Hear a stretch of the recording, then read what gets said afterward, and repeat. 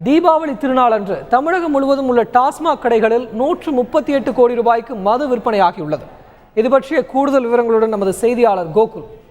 தமிழகம் முழுவதும் தீபாவளி தினமான நேற்றைய தினம் மட்டும் 138 கோடி ரூபாய்க்கு டாஸ்மாக் கடைகளில் விற்பனை ஆகிருக்கு. அதாவது தீபாவளி தினத்தன்று டாஸ்மாக் கடைகளில் அதிக அளவில் விற்பனையாகும் என்பதால் ஒரு 10 நாள் கையிருப்பை கடைகளில் வைப்பதற்கு டாஸ்மாக் நிர்வாகம் டாஸ்மாக் கடை ஊழியர்களுக்கு ஏற்கனவே அறிவுறுத்தியது. அதன்படி டாஸ்மாக் கடைகளில் 10 நாள் கையிருப்புகள் வைக்கப்பட்டது.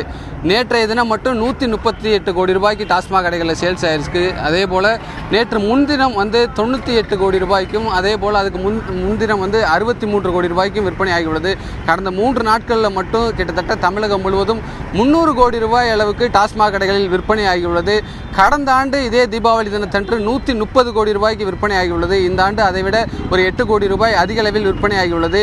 இந்த விற்பனை அதிகரிக்க காரணம் டாஸ்மாக் அதிகாரிகள் மத்தியில் கூறுவது, அதாவது இந்த ஆண்டு மது பாட்டிலோட விலை ஒரு 15% அதிகரித்துள்ளது. அதனால்தான் ஒரு 8 கோடி ரூபாய் விற்பனை அதிகமாக இருப்பதாக தெரிவிக்கிறாங்க. ஆனால் கடந்த ஆண்டை ஒப்பிடும்போது மது பாட்டில்கள் விற்பனை ஆகியிருப்பது குறைந்த அளவே இருக்கிறது.